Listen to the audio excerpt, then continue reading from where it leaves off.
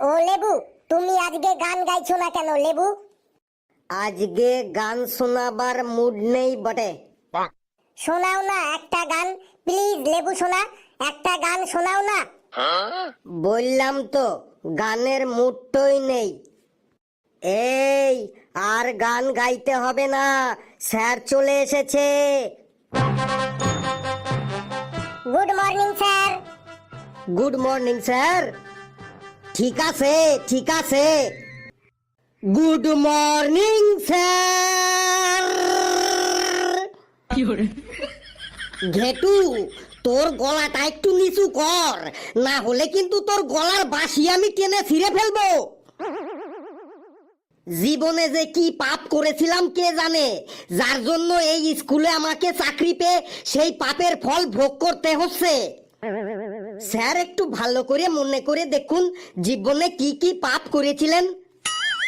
প্রথম পাপ তো করেছিলাম এই পৃথিবীতে জন্ম নিয়ে, দ্বিতীয় পাপ করেছিলাম এই স্কুলে চাকরি পেয়ে, আর তৃতীয় পাপ করেছি এই তোদের মতো এক একটা গন্ডুস মার্কা ছাত্রর মাস্টার হয়ে। এই দেশে কত হাজার হাজার লাখ লাখ স্কুল আছে, সেই স্কুলগুলো বাদ দিয়ে আমাকে এই স্কুলে পাঠিয়েছে। জীবনে আমি বহু গরু ছাগল দেখেছি, কিন্তু এই তোদের মতো গন্ডুস মার্কা গরু ছাগল কোথাও দেখিনি। স্যার, আমরা গরু ছাগল? আরে তোদের দেখে গরু ছাগলরাও লজ্জা পাবে।